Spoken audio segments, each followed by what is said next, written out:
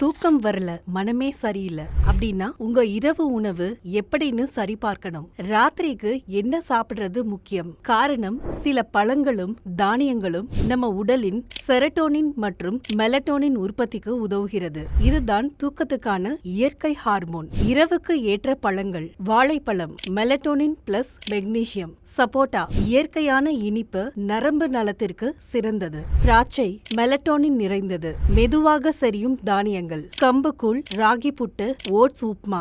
இவைகள் இரத்த சர்க்கரையை நிலைப்படுத்தி இரவில் வெறுமனே பசியால் எழுவதை தவிர்க்க உதவும். இரவில் சுறுசுறுப்பான உணவு வேண்டாம், மென்மையான சத்துமிக்க விருந்து கொடு. உறங்கும் நிம்மதியை சமையலில் தேடு. நன்றி.